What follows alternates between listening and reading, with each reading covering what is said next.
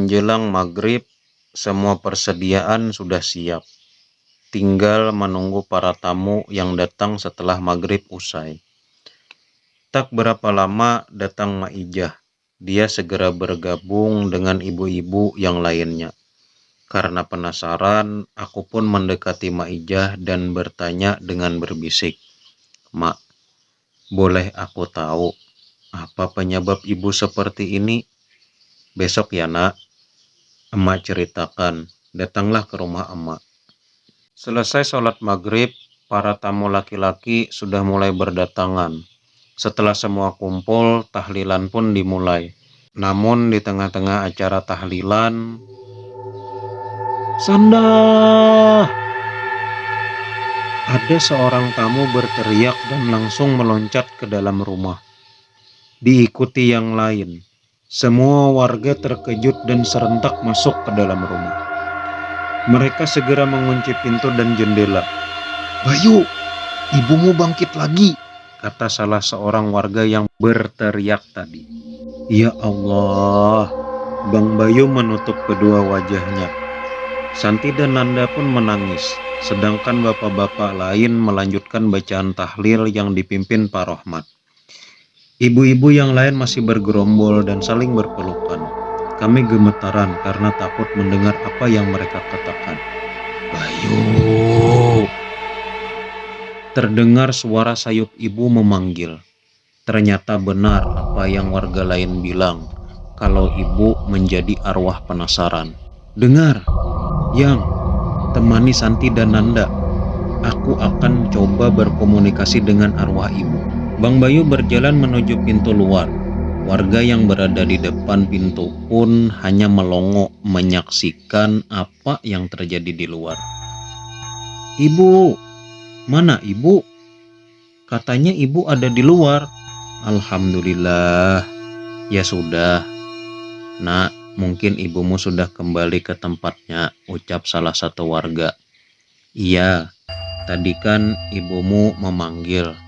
"Iya Pak, tadi saya juga mendengarnya," ucap Bang Bayu. "Ya sudah, ayo kita percepat acaranya." Serentak mereka kembali ke tempat masing-masing dan melanjutkan acara tahlil. Tak berapa lama, makanan pun disuguhkan. Kali ini mereka tidak makan di tempat, tetapi dibawa pulang ke rumah masing-masing. Mereka takut kalau arwah penasaran ibu akan kembali. Dalam sekejap, rumah kembali sepi. Hanya Maijah dan Pak Rohmat yang tinggal. Mereka membantu kami untuk membersihkan rumah. "Nak, abaikan ya kalau ada suara-suara gaduh yang kalian dengar. Jangan pernah dihiraukan," ucap Maijah. Kemudian Maijah dan Pak Rohmat pun pulang. Hanya kami yang tersisa. Dengan pikiran masing-masing. Acara sudah selesai dan semua sudah beres. Kami pun masuk kamar masing-masing untuk beristirahat. Saat tersadar, malam sudah berganti subuh. Kulirik jam dinding sudah menunjukkan pukul 4:30. Kubangunkan Bang Bayu dan kedua adiknya untuk melaksanakan sholat subuh berjamaah. Setelah selesai, kami pun bersih-bersih rumah. Aku lanjut cuci piring yang kotor yang tidak terlalu banyak dan memanaskan lauk sisa tahlilan tadi malam untuk sarapan pagi.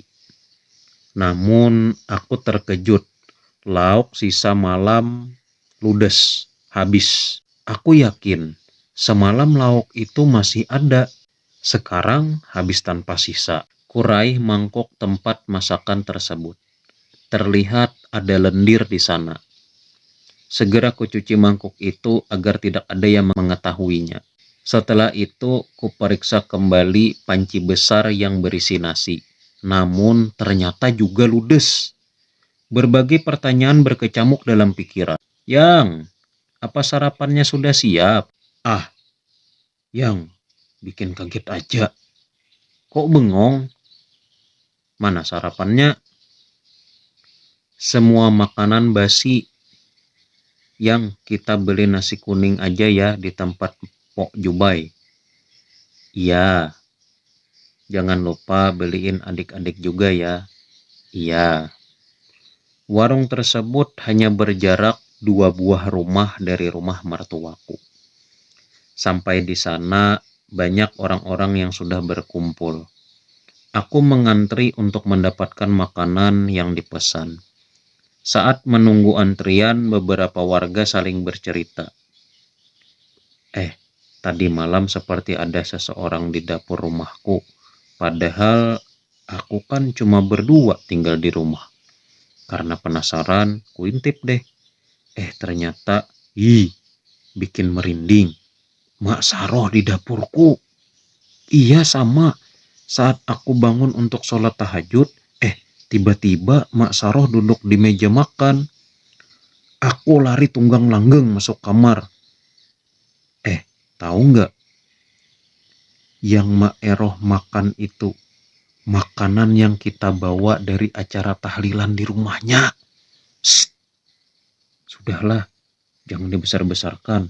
Gak enak tuh sama mantunya, kata Pok Jubai. Kata Pok Jubai membuat mereka semua memandang ke arahku. Aku hanya tersenyum getir. Bagaimanapun, Mak Saroh adalah ibu mertuaku. Setelah mendapatkan pesanan, aku pamit pulang. Assalamualaikum.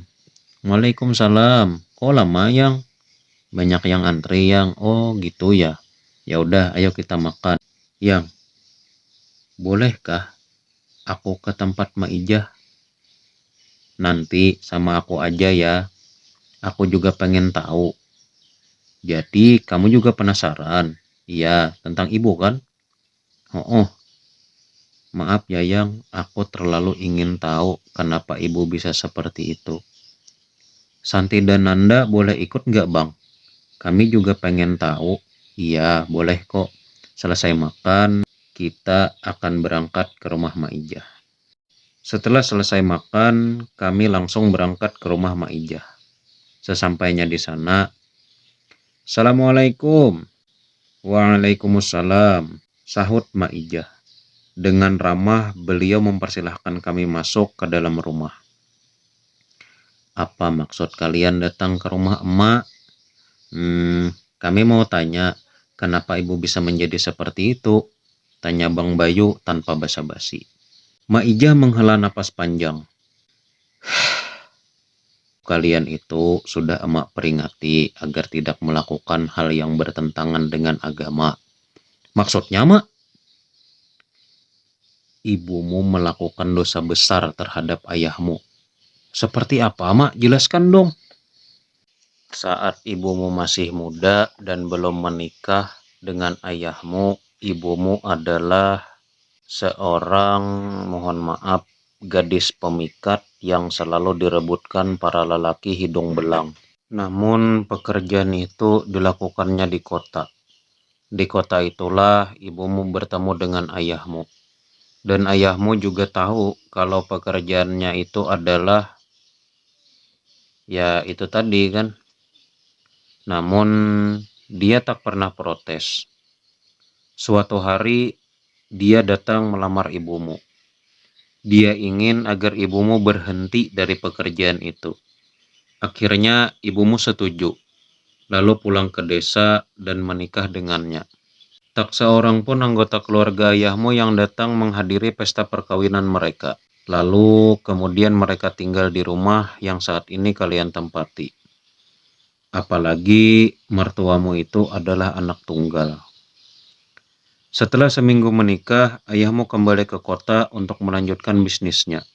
Sedangkan ibumu tinggal di desa karena nenekmu sedang sakit-sakitan. Singkatnya, setelah 5 bulan menikah, ibumu hamil dan ayahmu yang mendengar berita itu pun sangatlah senang. Namun sangat disayangkan. Saat ibumu hamil 3 bulan, nenek kalian tutup usia, sedangkan kakekmu menyusul setelah 3 bulan kepergiannya. Kini ibu kalian tinggal sendiri tanpa keluarga. Dan karena aku tidak enakan, dan lagi pula lah, ibu kalian itu sudah menganggap sebagai saudara sendiri. Jadi apapun itu, ibu kalian selalu berbagi cerita denganku.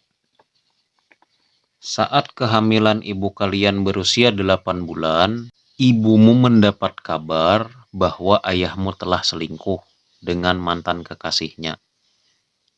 Karena mengalami tekanan batin serta mental, akhirnya ibu kalian melahirkan sebelum waktunya. Tidak ada yang menemaninya, hanya aku yang menemaninya pada saat itu. Akhirnya, jagoan ibumu lahir ke dunia dan diberi nama Bayu Prayoga. Pada suatu hari, ibumu mengutarakan maksud untuk mengembalikan ayahmu dalam pelukannya. Lalu dia berkata, "Kak, aku ingin kamu menemaniku ke dukun agar Aa Gugun tunduk. Aku sudah menasehati dan memberi peringatan dan mencoba untuk mencegahnya. Dan yang lebih membuat ibumu hancur dan semakin terdorong untuk ke arah yang musyrik adalah ternyata ayahmu sudah menikah siri dengan mantannya itu. Saat ayahmu meminta ibumu untuk membuatkan teh hangat, tiba-tiba terbesit ingatan dulu. Nenek ibumu, yaitu datu kalian, pernah menceritakan agar bagaimana suami tidak lari ke pelukan wanita lain. Pada saat itu, ibu kalian langsung mempraktekkannya tanpa peduli akan akibat yang akan dia terima nanti. Mohon maaf ya, celana dalam yang sedang dia pakai kini dilepas dan direndam pada rebusan teh yang tanpa sepengetahuan ayah kalian. Mulai saat itu dia terus-menerus menggunakan cara itu, tanpa ada rasa bersalah terhadap ayahmu. Dan yang lebih parahnya lagi adalah ketika saat ayah kalian tengah sarapan, tiba-tiba dia ingin makan rendang daging sapi. Setelah itu, ayahmu pamit mau ke tempat kami untuk menemui suamiku dan menyuruhnya untuk ke pasar dan membawa Nak Bayu. Padahal saat itu usia Nak Bayu baru 4 hari. Dan tanpa persetujuan dari ibumu, dia langsung pergi menuju rumah kami. Tiba-tiba terlintas dalam benak ibumu, lalu digalinya tanah, sampai ditemukannya sebuah kendi kecil tempat tembuni. Lalu dibawanya ke dapur, dicucinya tembuni itu dan diolahnya layaknya sebuah daging. Diberinya bumbu dan rempah. Tak berapa lama olahan daging dari tembuni itu siap untuk dihidangkan. Setelah selesai, dia mempercantik diri dan juga memberikan ASI kepadamu. Selang berapa lama, ayahmu datang. Dengan segera disiapkannya olahan daging tembuni tadi. Ibumu kira ayahmu tersenyum dengan pelayanannya yang begitu cepat. Ternyata ayahmu sedang teleponan dengan istri sirinya. Dia marah dan emosi, namun dia tetap berusaha untuk sabar menghadapinya. Lalu ayahmu ditawarinya untuk dibikinkan kopi atau teh. Ayah kalian mengiyakan, lalu ibumu pun menyeduh kopi yang dia suka. Tanpa dia sadari, kopi tersebut sudah dicampurkan ibumu beberapa tetes darah nifas. "Aa, makan dulu, nanti lagi teleponannya," ucap ibumu. Dia pun mengakhiri pembicaraannya dan mulai memakan masakan yang telah dihidangkannya. Saat sudah memakan, ayah kalian mengatakan bahwa masakannya lebih enak daripada masakan Sinta. Ibu kalian bergidik melihat ayah kalian memakan daging tembuni itu. Dan kemudian lari ke kamar mandi dan muntah karena melihat ayah kalian memakan tembuni anaknya sendiri. "Kenapa kamu, Roh?" Aa, mungkin masuk angin, gak enak badan." "Ya sudah, nanti ku pinta Po Ijah memanggil tukang urut." Selang beberapa saat, aku dan Bisarna datang. Sampai Bisarna selesai mengurut, Bisarna pamit pulang. Sedangkan aku masih tetap bertahan, Lalu kutanyakan sebab kenapa sampai dia seperti itu. Ya, seperti yang kalian dengar tadi. Sebenarnya ada rasa takut terlihat dari ibumu, akan tetapi hasrat untuk mengembalikan ayahmu lebih besar dari rasa takutnya. Tidak cukup sampai di situ. Ibumu semakin mengingat apa yang sudah diajarkan datuk kalian dulu. Dengan mengamalkan mantra pemanggil sukma. Mantra itu digunakan setiap malam Jumat untuk memanggil orang yang kita kasihi. Malam Jumat pun tiba. Di depan cermin, ibumu menyisir rambut dengan membaca Bismillahi, sirku sisir rambutku dengan membaca Bismillah. Tunduk kasih iman si Aa gugun bila memandangku, berkat la ilaha illallah. Kemudian lanjut berpupur dengan membaca mantra pula. Pur si pupur kasihku, membaca Bismillah, tunduklah iman kasih Aa gugun bila memandangku. Setelah itu membaringkan tubuh, dia membaca mantra kembali. Puk ko tepuk bantal, biar sukma Aa gugun selalu karindangan. Terus denganku, berkat la ilaha illallah. Kur semangat Aa gugun. Dia ulangi kalimat itu sebanyak 3 kali sambil menepuk bantal. Setelah itu dibaliknya bantal dan berbaring di atasnya.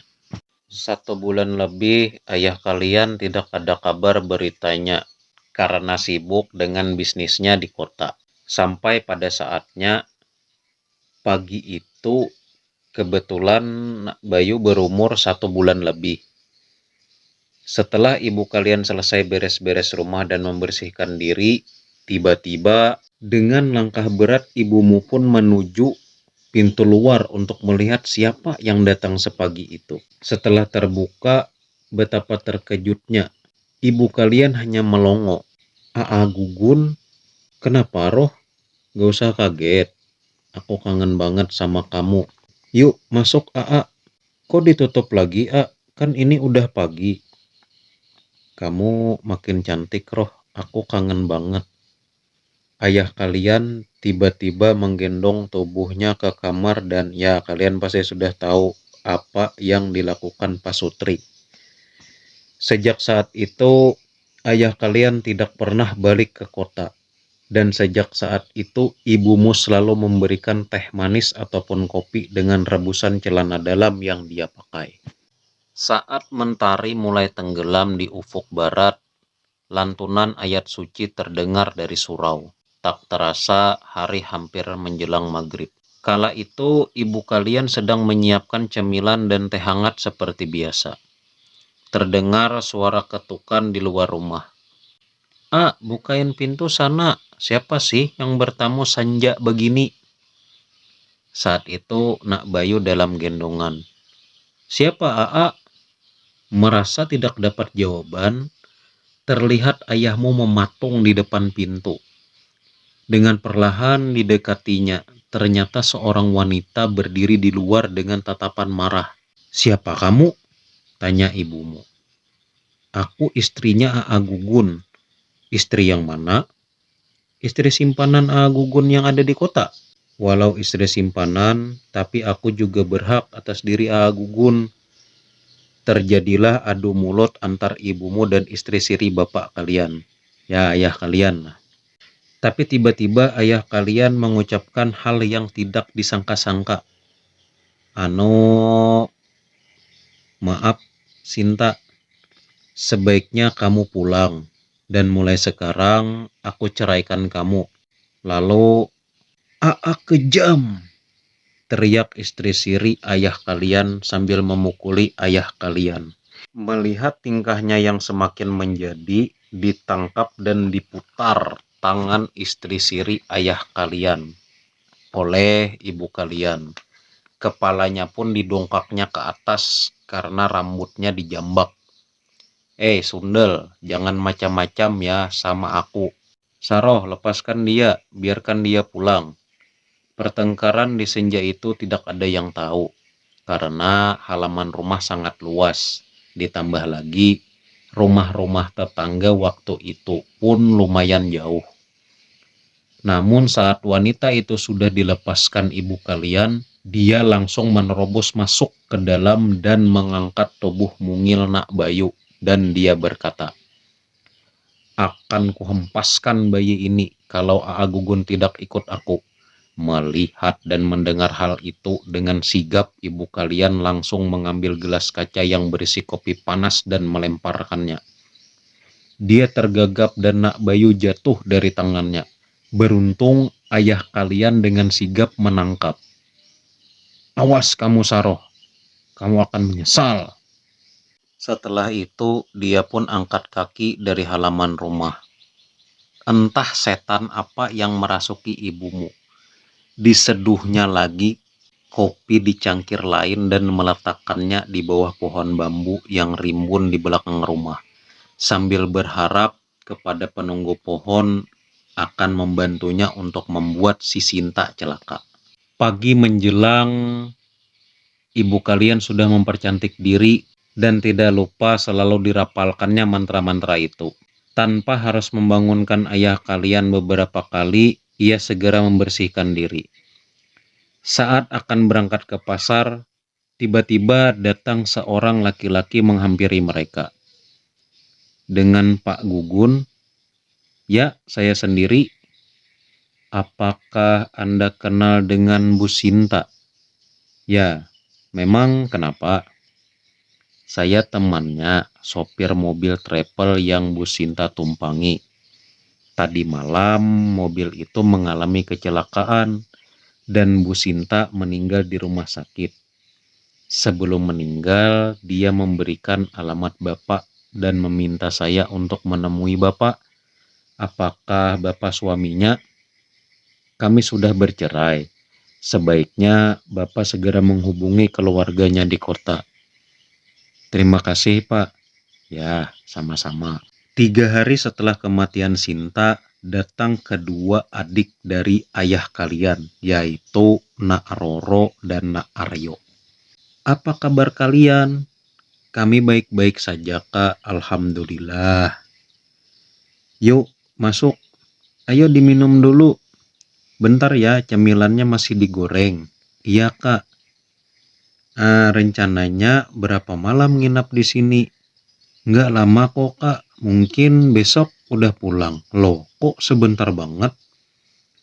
"Enggak kangen nih sama keponakan?" "Kangen Kak. Kami rencananya mau mengajak kakak dan Aa Gugun tinggal di kota lagi. Soalnya bisnis Aa Gugun makin besar. Aku nggak bisa menjalankannya sendiri." "Terserah kakakmu saja. Bentar ya, mau angkat gorengan dulu." "Yuk dimakan gorengannya dulu." "Gimana Kak, mau nggak?" "Baiklah, tapi aku mau rumah sendiri, biar bisa mandiri." "Kan Gugun emang punya rumah sendiri Kak. Tapi aku nggak mau tinggal di rumah bekas Gugun dan Sinta." Nak Aryo dan Nak Roro hanya tertunduk. "Maafkan kami Kak kalau selama ini telah berbohong." "Ya, nggak apa. Kakak udah memaafkan. Walau sebenarnya hati ibu kalian terlalu sakit karena kabar perselingkuhan ayah kalian diketahuinya dari seorang warga kampung yang bekerja di kota." Entah kenapa rasa sakit itu berimbas ingin membalas sesuatu kepada mereka. "Ya sudah, 2 hari lagi kita berangkat. Aku akan menitipkan rumah ini kepada Mpok Ijah." Mau tanya, beberapa hari yang lalu seseorang datang ke sini menyampaikan kematian Sinta. Emang berapa korban yang meninggal atas kejadian itu?" "Cuma Sinta Kak yang meninggal," kata para penumpang saat kejadian. "Cuma Sinta yang terlempar dari mobil, sedangkan yang lain nggak apa-apa, cuma luka lecet karena benturan." Yang lebih anehnya, di sekujur tubuh Sinta seperti bekas cakaran. Tapi sebagian lagi merasa wajar karena terlemparnya ke semak-semak berduri. Mungkin itu adalah perbuatan hantu penunggu pohon bambu yang ada di belakang rumah, gumam ibu kalian. Mentari pagi terbit dari ufuk timur. Sinar hangatnya menembus di antara ventilasi jendela. Pagi itu ibumu ke tempatku untuk mengatakan niatnya pindah ke kota, sekaligus menitipkan rumah peninggalan nenek kalian kepadaku. Aku hanya berpesan kepadanya untuk tidak melupakan kampung halaman, juga harus jaga diri. Lalu tiba saatnya keberangkatan. Mereka diantar beberapa sepeda motor menuju perbatasan desa. Karena mobil dititipkan di salah satu warga di sana. Akibat jalan menuju ke kampung tidak memungkinkan. Memerlukan waktu setengah jam untuk sampai ke perbatasan. Setelah sampai di perbatasan, mereka bersiap berangkat ke kota. Kami bersalaman dan dia memelukku begitu erat, seakan berat melepaskan. Di kota, ibu kalian tinggal bersama mertua untuk sementara, karena masih belum mendapatkan rumah yang tepat. Memang tinggal bersama mertua ada saja tidak enaknya. Belum lagi nyinyiran ibu mertua yang memang dari awal tidak suka padanya. Namun jika ayahmu di rumah, ibu mertua tidak akan berani memarahinya. Sampai akhirnya ibumu sudah tidak tahan lagi karena ibu mertuanya seolah-olah membuatnya salah di depan ayahmu. "Aa, cepatlah kita cari rumah, aku sudah nggak betah tinggal di sini. Ibumu cerewet banget." "Sabar ya Roh, maklumi aja, namanya juga orang tua. Kalau Aa nggak segera cari rumah, aku akan pulang ke kampung halaman." Iya, besok aku cari." Usaha ayah Nak Bayu di bidang furniture memang sedang berkembang pesat. Dia memegang 3 buah toko, sedangkan yang lainnya diserahkan kepada keluarga.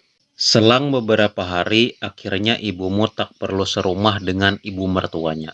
Dan dari hasil pemberian ayahmu, dia menyisihkan uang untuk merenovasi rumah peninggalan orang tuanya di kampung, tanpa harus mengubah bentuk aslinya. Dengan mempercayakan kepada Pak Rohmat dan kepadaku, akhirnya rumah tersebut bisa direnovasi.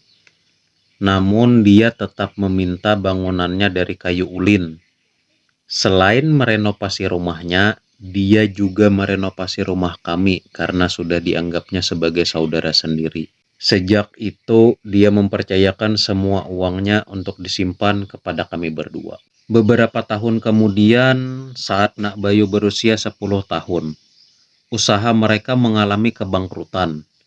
Toko mebel mengalami kebakaran, sedangkan toko yang lainnya telah disita bank karena tidak bisa membayar pinjaman di sana. Ternyata ayah kalian meminjam uang untuk saudara sepupunya dengan jaminan toko mereka. Sepupunya tidak bisa membayar utang itu kepada bank hingga toko mereka disita. Ingin marah, tetapi apalah daya. Mertuanya berkata bahwa dia pembawa sial. Maka dari itu dendamnya semakin menjadi kepada mereka. Akhirnya ya dia melakukan hal yang sama kepada mertuanya, kepada keluarganya, persis seperti apa yang dilakukannya pada ayah Mona. Lalu mereka semua tunduk dengan semua perintahnya.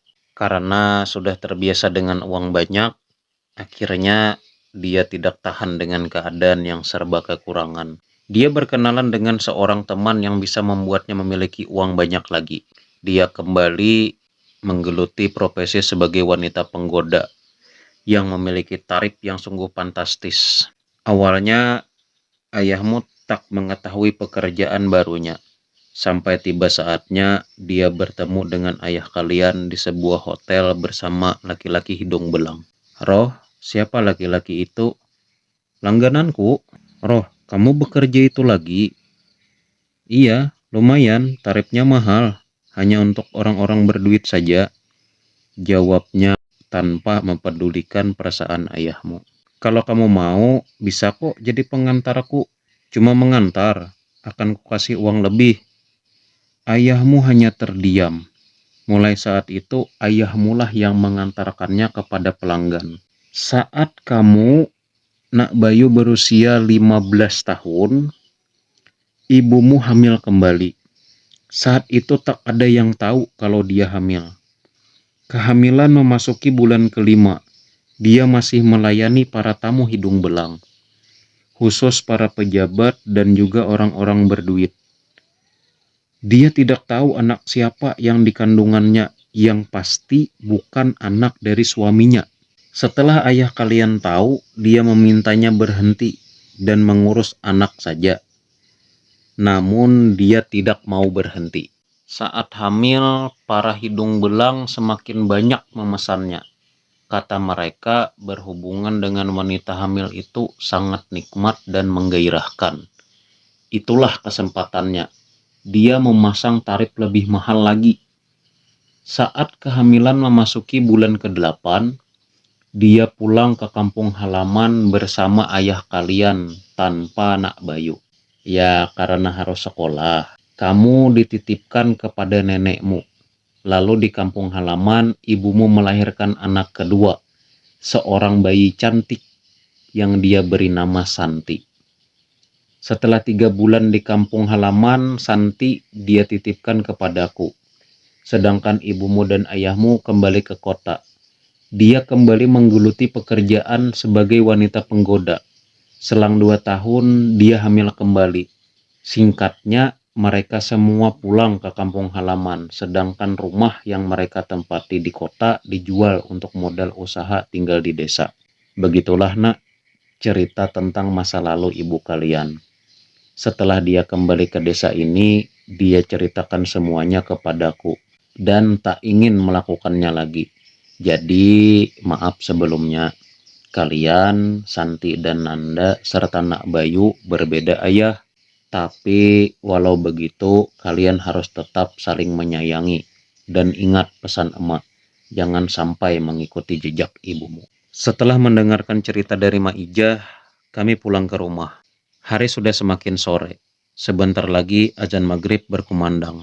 Jalanan di desa ramai seperti biasanya, serta anak-anak muda masih pada nongkrong di pinggir jalan. Nanda dan Santi menyiapkan makan malam, sedangkan aku dan Bang Bayu segera bersiap untuk sholat maghrib. Setelah itu kami makan malam bersama. Ada kebisuan di antara kami, dan suasana menjadi tidak enak. Nanda, mau nggak lanjutin sekolahnya? Sengaja kupecahkan kebisuan ini. Enggak ah kak, aku malu. Kenapa malu sayang? Nggak usah malu, nanti kalau kamu mau sekolah lagi, kami akan membiayai sekolahmu. Ya kan, Yang? Iya, kalau mau kita semua ke kota dan menetap di kota sana. Lalu, bagaimana Bang dengan rumah ini? Rumah ini bisa kita jual dan memulai hidup baru di kota. Saat Bang Bayu berniat menjual rumah ini, ada suara gaduh di samping rumah. Kami pun segera berhambur keluar dari pintu dapur, menuju samping halaman. Tempat pemandian jenazah yang dari besi itu tergeletak di tanah. Seperti ada seseorang yang membanting. Astagfirullah. Kamu sih Yang lupa ngantar ke surau. Iya maaf, aku lupa. Kami segera mengangkatnya bersama-sama. Santi, Nanda, besok baju-baju ibu kita sedekahkan kepada warga ya, pahalanya buat ibu. Iya kak, tapi apa warga mau menerimanya? Insya Allah mereka pasti mau. Kami pun kembali ke dalam rumah untuk melanjutkan makan malam yang tertunda. Saat sampai di depan pintu dapur, astagfirullah, siapa lagi yang berantakin semuanya? Kami langsung menghampiri meja makan, berniat membersihkan kekacauan itu. Lagi-lagi kami menemukan kejadian aneh. Semua makanan itu penuh lendir. Piring, mangkok, gelas, apapun yang ada di meja penuh dengan lendir yang menjijikan. Dengan penuh rasa jijik dan keheranan, kami membersihkan semuanya. Setelah selesai, kami duduk bersama di ruang tamu. membahas langkah selanjutnya untuk masa depan kelak. Yang inti dari pembicaraan tersebut adalah Santi dan Nanda takut jika kami berdua Bang Bayu akan meninggalkan mereka karena sudah mengetahui kebenaran dari masa lalu ibu mertua. Yuk kita kumpulkan baju ibu dan barang-barang lainnya. Besok kita sedekahkan, siapa yang mau menginginkannya. Kami pun masuk ke kamar ibu dan mengumpulkan semua barang-barang peninggalan almarhumah. Setelah terkumpul di ruang tengah, kami pun mulai menyeleksi barang-barang layak pakai untuk disumbangkan. Setelah selesai menyiapkan semuanya yang ingin disedekahkan, kami segera beristirahat. Pagi yang berawan dan sejuk. Tidak panas dan tidak pula mendung. Aku sedang menyapu halaman depan. Mak, sini deh sebentar. Ada apa nak Mirna? Ini ada beberapa peninggalan almarhumah ibu. Apakah emak-emak mau? Boleh? Banyak kah? Kalau banyak, biar kami panggil yang lain. Biar bisa kebagian juga. Iya panggil aja mak, ditunggu ya. Tak berapa lama datang ibu-ibu lain, sekitar 15 orang lah. Aku pun menyuruh mereka menunggu di teras rumah, sedangkan Santi dan Nanda aku suruh membawa barang-barang ibu ke teras. Nah ibu-ibu silahkan dipilih. Mereka memilih dan memilah barang-barang peninggalan ibu. Di sela-sela memilih, mereka sesekali bercerita dan bergurau. Bu, tadi malam ada seseorang yang mencakar-cakar dinding rumahku. Karena takut, aku langsung aja bersembunyi di balik selimut. Aku juga loh. Di dapur seperti ada yang mengacak-ngacak got. Baunya busuk banget. Yang benar. Masa aku bohong sih? Setelah itu, selimutku seperti ada yang menarik gitu. Selimut pun terbuka dan aku pun tidak melihat siapa-siapa di kamar. Suamiku kan ke surau. Jadi kejadiannya sebelum Isya. Lalu dengan sedikit keberanian aku melangkah keluar. Berpikir kalau suamiku nih yang ngerjai aku. Ternyata sesampainya di dapur, aku melihat Mak Eroh duduk di depan meja makan. Ya Allah Bu, aku ketakutan sendiri. Badan gemeteran pas lihat tatapan tajamnya. Mereka akhirnya diam dan lanjut memilih barang-barang bekas peninggalan ibu. Setelah selesai, mereka pun pulang ke rumah masing-masing. Alhamdulillah semuanya habis dibawa. Oh iya, baju yang sudah aku sisihkan buat Maijah dan 2 orang yang membantu kita saat proses mandi, tolong antarkan ya. Iya Yang, nanti aku antarkan. Jangan lupa Yang, sebelum maghrib harus sudah ada di rumah. Ya, mentari sudah mulai berkurang memancarkan cahaya. Siang akan berganti dengan malam. Bang Bayu belum juga pulang dari rumah Maijah, padahal sebentar lagi azan maghrib. Assalamualaikum. Waalaikumsalam. Alhamdulillah, Bang Bayu sudah pulang. Aku segera menuju keluar untuk membukakan pintu. Setelah pintu terbuka, tak ada seorang pun berada di luar. Lalu siapa yang mengucapkan salam tadi? Aku bergidik dan segera menutup pintu lalu menguncinya. Ada apa kak? Kamu tadi dengar nggak ada yang mengucapin salam? Nggak dengar tuh. Nggak dengar kak? Emang kenapa?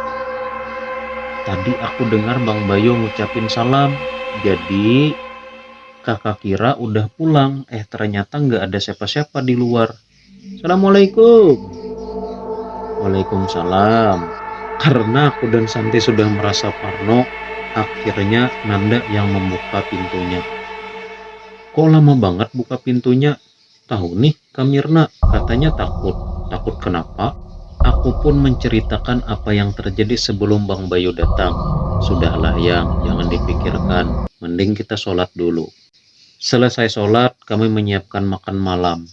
Saat sedang memasak, terdengar kembali suara gaduh dari samping rumah. Karena sudah takut duluan, kami enggan untuk melihat. Takut terjadi seperti kejadian sebelumnya. Semakin tak dihiraukan, semakin gaduh suara itu. Kak, aku takut. Ayo kita cepat pindah ke kota aja, Kak. Nanti, San, setelah tahlilan ibu yang ke-40, ini kan baru 5 hari ibu meninggal. Santi pun hanya mengangguk pasrah. Saat sedang asik makan bersama, Bang, cepat buka bang, tolong. Bang Bayu pun bergegas keluar untuk membukakan pintu.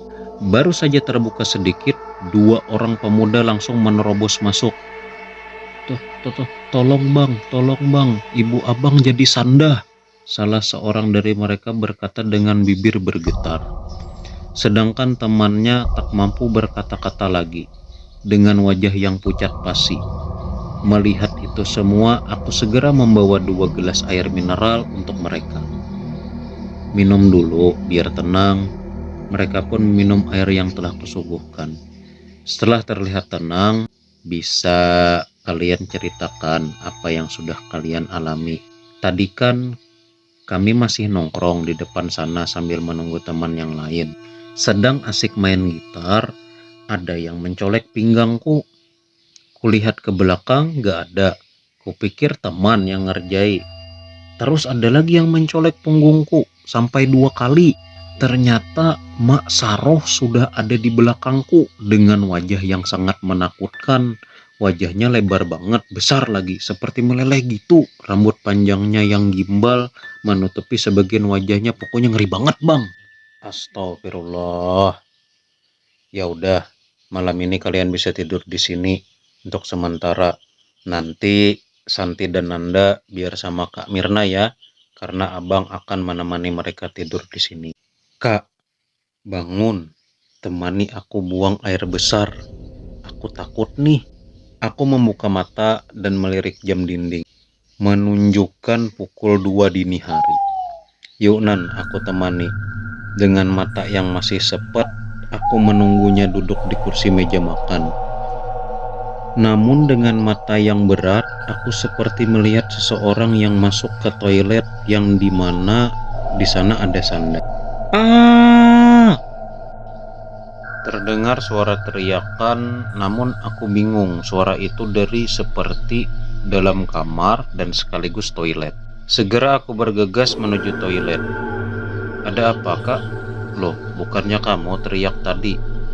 Enggak, Kak. Emang kenapa? Ya udah, ayo cepat masuk kamar. Hah? Kemana Bang Bayu? Saat memasuki kamar, ternyata mereka semua berkumpul di sana. Ada apa ini? Santi tadi berteriak, Kak. Tadi ibu ke kamar ini, tapi wajah ibu serem banget. Aku takut sekali. Yang gimana ini? Ibu sekarang mulai mengganggu warga. Kayaknya selain itu dia juga menampakkan wujudnya kepada Santi. Bang Bayu dan 2 pemuda tadi kembali ke ruang tengah. Sedangkan aku dan kedua adik ipar kembali ke kamar dan hanya duduk di atas ranjang karena tidak bisa tidur sampai pagi menjelang. Pagi menjelang, kuajak kedua adik ipar untuk membuat sarapan. Setelah selesai, kusuruh kedua adik ipar untuk membangunkan Bang Bayu serta 2 tamu dadakan tadi malam untuk sarapan bersama. Sedangkan Santi dan Nanda kembali ke kamar untuk melanjutkan tidur mereka yang terganggu tadi malam. Aku pun menyusul Bang Bayu di meja makan. Yang setelah ini kita langsung aja ya ke tempat Maijah. Iya.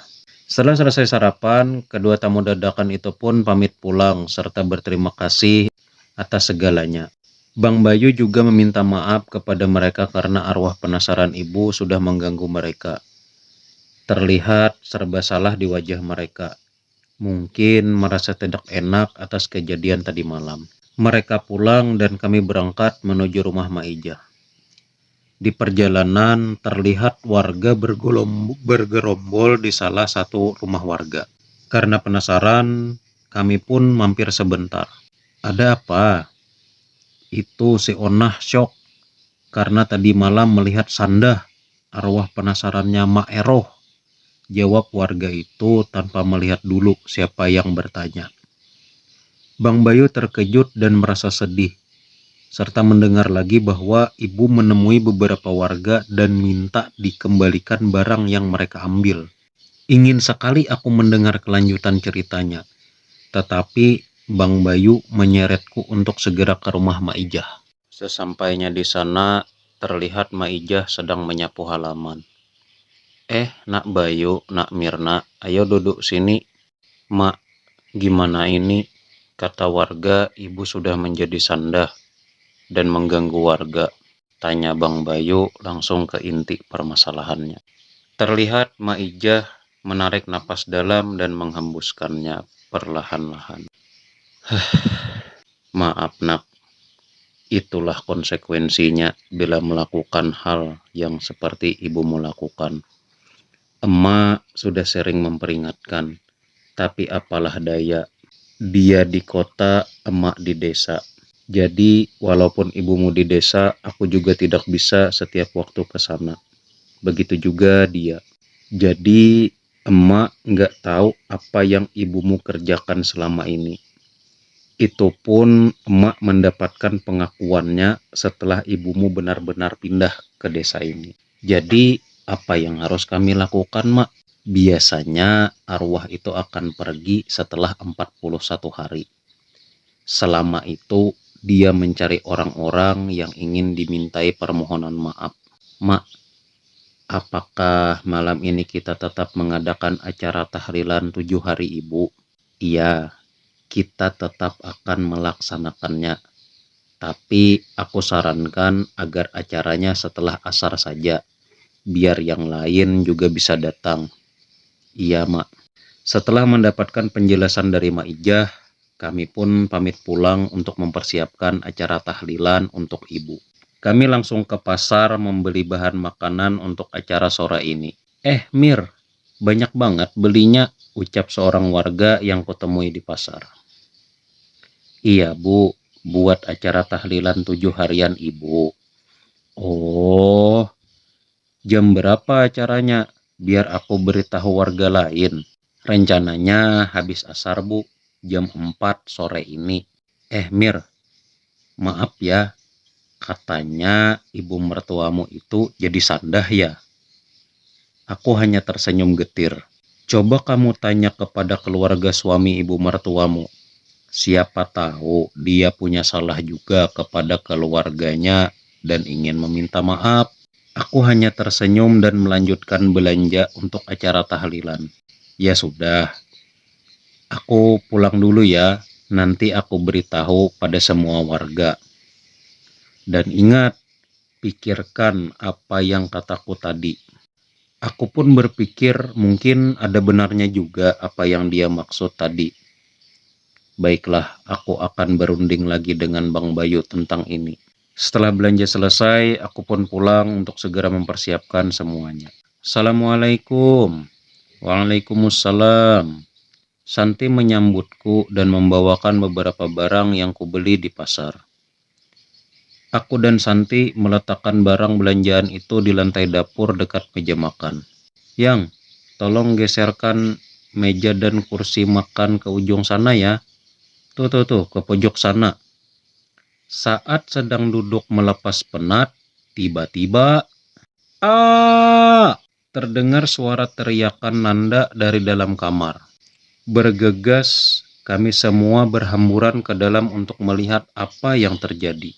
Saat kami masuk ke kamar ibu, Nanda menunjuk ke arah ranjang tempat ibu tidur. Ya Allah, bukankah ini barang-barang yang sudah kita sedekahkan kepada warga desa? Yang lebih membuat heran, barang-barang yang ada di atas ranjang itu sangat kotor dan menjijikkan. Penuh lumpur dan juga lendir. Ya sudah, tunggu sebentar ya. Aku ngambil karung dulu. Setelah itu kita bakar. Biar aku yang merapikan dan membersihkannya. Kalian silahkan lanjutkan saja untuk tahlilan kita sore ini. Kami hanya mengangguk dan berlalu menuju dapur. Saat kami mulai mengerjakan tugas untuk acara, Assalamualaikum. Waalaikumsalam. Masuk, masuk, Bu, masuk. Mau masak apa rencana, Mir? Masak kare aja, Bu. Yuk, segera kita kerjakan. Waktu berjalan tidak akan terasa, kata salah satu dari warga. Tak berapa lama datang Mak Ijah. Assalamualaikum. Waalaikumsalam. Mak, ayo masuk. Mir, mana Bayu? Ada apa, Mak? Kayaknya ada hal yang penting. Iya, ada yang harus emak katakan pada Bayu. Bang Bayu ada di kamar ibu, Mak. Ya sudah, emak mau temui Bayu dulu ya. Ya, Mak. Mak Ijah langsung masuk ke kamar ibu dan sepertinya dia kunci. Aku hanya merasa heran, tetapi kuabaikan. Selanjutnya, aku segera melanjutkan pekerjaanku yang tertunda. Tak terasa, hari sudah menunjukkan jam 3:30 sore. Para tamu sudah mulai berdatangan. Bang Bayu didampingi Pak Rohmat menyambut para tamu yang datang. Mir, nanti sebelum makanan disiapkan buat para tamu, pisahkan dulu makanan itu ke tempat lain. Iya, Mak. Aku hanya menuruti perintah Mak Ijah. Segera kupisahkan lauk dan sebakul nasi, lalu kusimpan di lemari penyimpanan. Acara pun dimulai dengan membaca doa tahlil.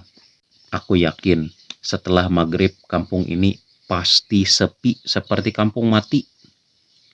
Iya, gak bakalan ada yang mau ditemui oleh Sandah. Ih, ngeri. Menjelang maghrib, acara baru selesai. Para warga terburu-buru pulang ke rumah. Hanya tinggal Mak Ijah dan suaminya. Mir, mana makanan yang kamu sisihkan tadi? Segera aku mengambil makanan dan menyerahkannya. Untuk apa, Mak? Makanan ini simpan di kamar ibumu. Nanti kalau di antara kalian ada yang berani ngomong saat ibumu datang, katakan saja. Kemudian Mak Ijah menyimpan makanan itu ke dalam kamar ibu. Dengar ya, kalau ibumu datang, tanyakan apa maunya. Iya, Mak. Lalu Mak Ijah dan Pak Rohmat pamit pulang. Malam menjelang, kami menunggu kedatangan arwah penasaran ibu dengan penuh ketegangan dan juga cemas. Santi dan Nanda tak lepas dari pelukanku. Mereka terlihat sangat ketakutan. Semakin malam, semakin berdegup kencang jantung ini berdetak. Tak berapa lama, terdengar suara sangat berisik dari dalam kamar ibu. Yang, coba kamu intip kamar sebelah, coba deh. Dengan perlahan, Bang Bayu membuka pintu kamar dan menuju kamar ibu. Perasaan harap-harap cemas, kami menunggu kedatangan Bang Bayu. Kami menunggu kedatangan Bang Bayu dari kamar sebelah. Semenit, 2 menit, bahkan 15 menit Bang Bayu tak kunjung datang. Berniat menyusulnya ke sebelah, Santi dan Nanda menahanku. Saat kami dalam kebingungan antara menyusul Bang Bayu atau tidak, tiba-tiba pintu terbuka dengan sendirinya.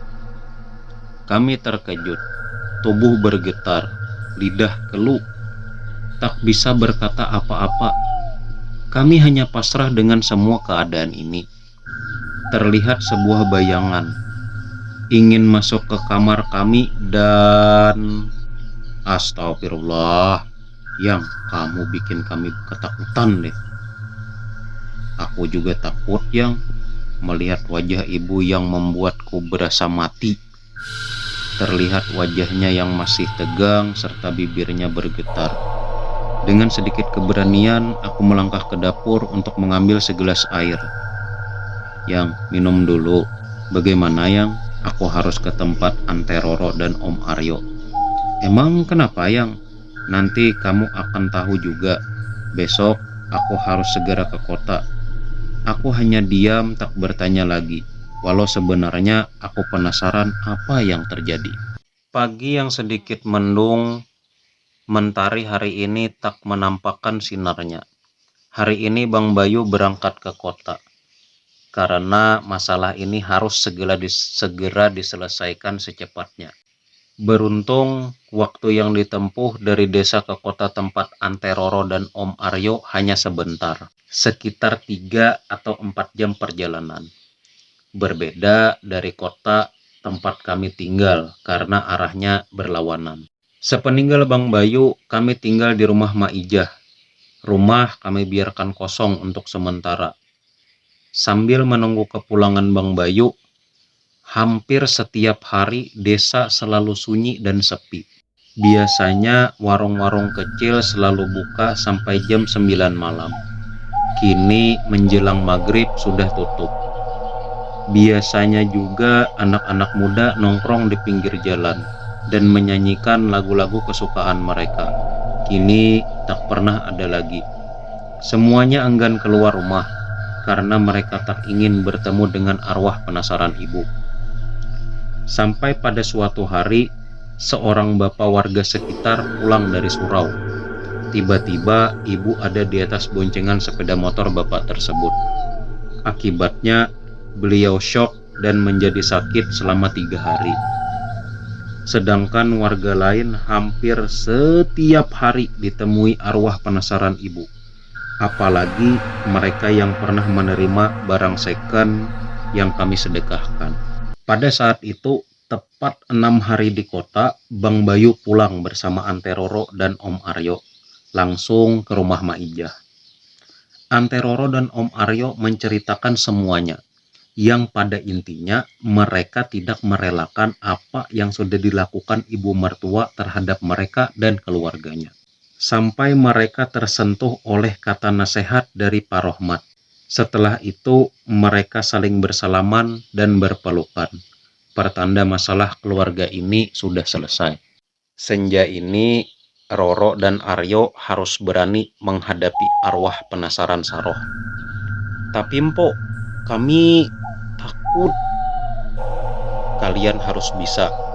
Cuma mengatakan bahwa kalian sudah memaafkan segala apa yang sudah dia perbuat dan minta dia untuk pergi dari sini, sahut Mak Ijah. Senja menjelang, kami sudah mempersiapkan segalanya di kamar ibu. Semangkuk lauk dan sebakul nasi. Dengan hati yang sangat berdebar, kami menantikan saat-saat itu dan berkumpul di ruang tengah. Saat ada suara ribut-ribut di kamar ibu yang menandakan beliau sudah datang, kaki semakin bergetar, tubuh berkeringat dingin. Pertanda ketakutan semakin menyelimuti kami semua. Ayo, cepat kalian masuk, ujar Mak Ijah. Kami takut, Mpok. Beranikan diri kalian, biar kelar masalah ini. Dengan sedikit keberanian, mereka melangkah menuju kamar ibu. Terlihat jelas ketakutan di wajah Ante Roro. Tubuhnya sedikit gemetar dan terus memegangi ujung baju belakang Om Aryo. Suara pintu kamar ibu berbunyi, menambah keangkeran suasana malam ini. Belum sempat masuk, wajah Ante Roro langsung tegang, kemudian jatuh terkulai ke lantai dan pingsan. Aku dan Mak Ijah segera sigap menangkapnya, sedangkan Om Aryo menghentikan langkahnya masuk ke kamar ibu. Terlihat kakinya bergetar hebat. Bayu, segera temani Aryo untuk masuk ke dalam, biar cepat selesai masalah ini, bisik Mak Ijah kepadanya. Bayu pun berdiri dan menuntun Om Aryo masuk ke kamar.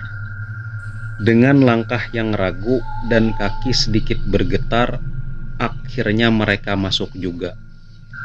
Aku yang sempat sedikit melihat ke dalam kamar itu, merasa tubuhku langsung lunglai dan jatuh ke lantai. Walau tidak pingsan, namun kakiku tidak bisa menopang tubuh. Terlihat tatapan tajam mata ibu. Walau mata itu hanya terlihat sebelah, sedangkan mata yang satunya tertutup oleh rambut panjang yang acak-acakan. Mulut yang menyeringai, ditambah lagi dia memiliki wajah lebar dan besar. Ya Allah, semoga setelah ini Engkau ampuni kesalahan ibu, gumamku lirih. Sedikit terdengar percakapan mereka, tetapi hanya suara Bang Bayu dan Om Aryo sedangkan suara ibu tidak terdengar sama sekali. Selang beberapa menit, Om Aryo dan Bang Bayu keluar dari kamar itu. Akhirnya semua sudah terlaksana walau wajah mereka sangat pucat pasi. Lalu Maijah menyodorkan gelas yang telah dibacakan ayat-ayat suci untuk segera diminum oleh mereka berdua. Keesokan harinya, warga kembali dihebohkan dengan arwah penasaran ibu. Karena ibu mengganggu beberapa warga dan mengambil kembali barang miliknya. Namun barang-barang itu tak ada di kamar ibu, seperti saat pertama dia mengambil barangnya dari warga. Malam demi malam kampung ini terus sepi. Mereka meyakini kalau arwah penasaran ibu akan berkeliaran selama 41 hari. Malam ke-25 memperingati meninggalnya ibu akhirnya tiba. Om Aryo dan Ante Roro akan pulang setelah acara ini. Namun kali ini warga yang datang hanya sedikit, padahal acaranya kami laksanakan sore hari. Karena kata mereka ibu akan menemui mereka yang menghadiri acara tahlilan untuk meminta makan. Sebelum acara dimulai, aku sudah menyisihkan sepiring lauk dan sebakul nasi untuk memberi makan ibu. Acara selesai sesaat sebelum maghrib. Setelah selesai, Om Aryo, Bang Bayu, dan Pak Rohmat segera ke surau untuk melaksanakan sholat berjamaah. Hanya tertinggal aku, Santi, Nanda, Ante Roro, dan Maijah. Mir, mana nasi dan lauknya? Tanya Maijah sesudah melaksanakan sholat maghrib berjamaah. Aku pun mengambilnya. Ini, Mak. Maijah mengambilnya dan berlalu menuju kamar ibu. Namun Maijah tidak keluar dari kamar itu. Tak berapa lama ada suara gaduh dalam bilik itu yang menandakan ibu sudah datang. Kami yang berada di luar kamar merasakan suasana yang semakin mencekam. Kami terus menunggu dari menit ke menit. Pada menit ke-15, Maijah akhirnya keluar. Mak, bagaimana? Emak sudah bicara dengan ibumu. Mak bilang jangan lagi ganggu warga sekitar sini dan pulanglah. Terus ibumu bilang kalau belum sampai 41 hari dia tidak bisa pergi dari kampung ini karena sudah terikat sesuatu. Lalu emak bilang lagi kalau masih belum bisa pergi setidaknya jangan ganggu warga. Ibumu bilang ia tidak akan mengganggu warga asalkan dikasih makan. Dan emak pun menyanggupi untuk memberinya makan selama 41 hari nanti. Kami hanya diam mendengarkan cerita dari Maijah tentang percakapannya dengan ibu di kamar itu. Tak berapa lama para laki-laki datang dari surau karena sudah selesai sholat isya. Melihat kami sedang membahas sesuatu, mereka ikut menyimak apa yang Maijah ceritakan. Emak juga bilang bahwa kalian besok akan pulang ke kota bersama Santi dan Nanda. Ibu kalian terlihat sangat sedih, tapi dia mengikhlaskan asal mereka berdua benar-benar kalian didik dan dijaga. Dan ingat, kalian jangan pernah membenci ibumu. Sesekali tengoklah makam ayah dan ibumu di sini. Untuk Aryo dan Roro, masalah keluarga sudah sampai di sini. Jangan lagi ada dendam ya. Iya Mpok, bagaimanapun mereka tetap keponakan kami. Akan kami bantu semampu kami, sahut Om Aryo. Rumah ini serahkan saja kepada kami, karena sebelum 41 hari ibumu tetap kembali ke sini untuk meminta makan. Dan emak sudah menyanggupinya supaya ibu kalian tidak lagi mengganggu warga sekitar. Iya Mak, terima kasih banyak, sahut Bang Bayu. Pagi yang cerah hari ini kami semua akan kembali ke kota. Kami semua sudah bersiap untuk melakukan perjalanan panjang. Sebelum itu kami semua ziarah ke makam ibu dan ayah untuk berpamitan. Mak Ija dan Pak Rahmat sudah ada di rumah untuk melepaskan kepergian kami semua. Mak, kami ingin ziarah dulu ke makam ibu untuk pamitan, ucap Bang Bayu. Iya, ayo kita bersama ke makam ibumu. Sesampainya di sana, astagfirullah, ternyata ibu membawanya ke sini, ucap Santi. Biar emak yang mengumpulkan dan membakarnya nanti. Mak Ijah pun memungut barang-barang yang ada di atas makam ibu yang sudah penuh dengan kotoran lumpur. Mak Ijah memang seorang yang berhati mulia. Walaupun ibu bukan adik kandungnya, tetapi beliau begitu menyayanginya. Begitu pula pada kami, anak dan mantu ibu. Kami semua menghampiri makam ibu dan berdoa di sana, sekaligus izin pamit untuk kembali ke kota. Tak lupa kami juga mampir ke makam ayah untuk berpamitan pula. Setelah selesai, kami pun berpamitan dengan Mak Ijah dan Pak Rahmat, serta menitipkan rumah peninggalan ibu. Ingat pesan dari emak ya. Ingat ya Mir. Iya Mak. Pupun mencium punggung tangan dan memeluknya dengan haru. Tak terasa ada air bening yang mengalir dari sudut mataku. Begitupun dengan Santi dan Nanda. Dan cerita pun selesai. Pesan yang bisa kita ambil dari kisah ini adalah setiap kelahiran pasti ada kematian, dan setiap pertemuan pasti ada perpisahan. Janganlah mendambakan kecantikan fisik, harta, jabatan, dan nama besar, karena semuanya itu akan pudar. Tidak ada penderitaan yang abadi dan tidak ada kebahagiaan yang abadi, kecuali bagi yang pandai bersyukur. Sesuai dengan firman Allah Subhanahu wa Ta'ala, sesungguhnya jika kamu bersyukur, niscaya aku akan menambah nikmat kepadamu. Tetapi jika kamu mengingkari nikmatku, maka pasti azabku sangatlah pedih. Jangan lupa like, share, dan juga klik tombol subscribe-nya agar saya semakin semangat untuk membuat konten lainnya. Dan jika kalian ada request cerita misteri ataupun sejarah dari daerah kalian, silahkan tulis di kolom komentar. Atau bisa juga jika kalian memiliki kisah misteri, silahkan kalian kirimkan ke alamat email yang sudah saya tulis di kolom deskripsi. Tak ada gading yang tak retak. Tentu di awal pembuatan video ini pasti masih banyak kekurangan. Mohon komentarnya ya, agar kedepannya lebih baik lagi. Saya selaku Direktur Utama Insan Story pamit undur diri. Wassalamualaikum warahmatullahi wabarakatuh.